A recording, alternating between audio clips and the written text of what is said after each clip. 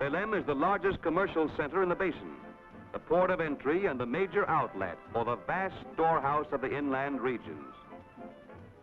Supplying the port with Amazon's myriad products are countless river craft of every size and description.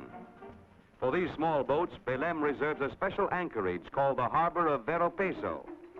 The waterfront here presents one of the most picturesque sights in the basin.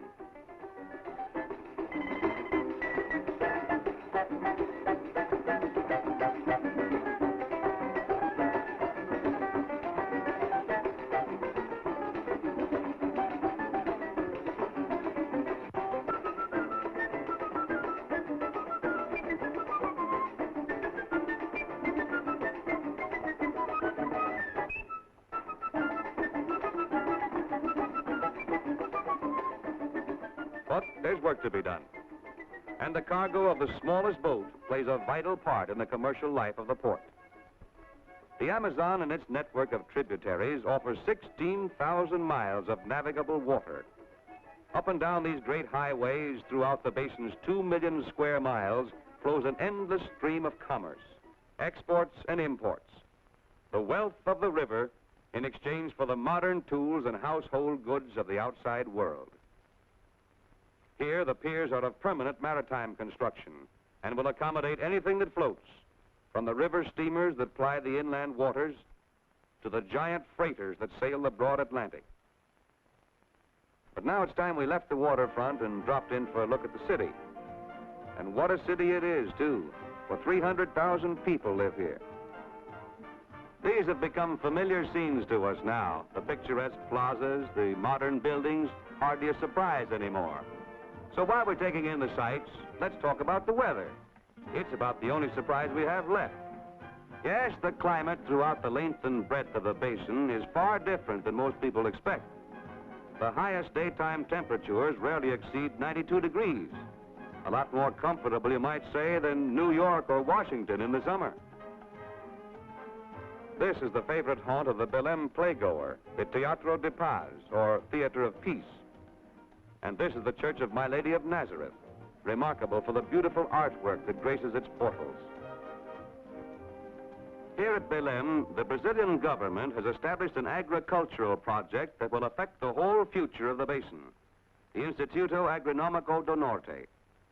7,500 acres have been set aside for the purpose of research and experiment.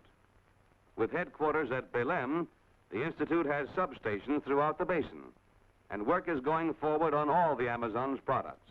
Emphasis at present, however, is on rubber.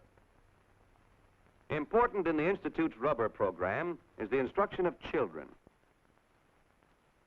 Here, an expert explains the mysteries of leaf. Later, he demonstrates one of the approved processing methods.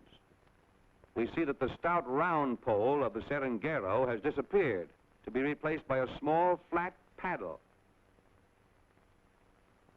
The raw latex is smoked just enough to congeal it thoroughly.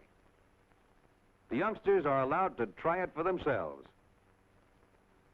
The use of a paddle here offers definite advantages over the old ball method of treating rubber. The paddle method prevents the mixing of the different grades of latex by permitting each batch to be treated separately. Furthermore, the latex may now be pressed into long, thin sheets, which greatly facilitates handling and shipping. The training of children in these scientific methods is of prime importance. For after all, this is the generation that holds the key to Amazon's future.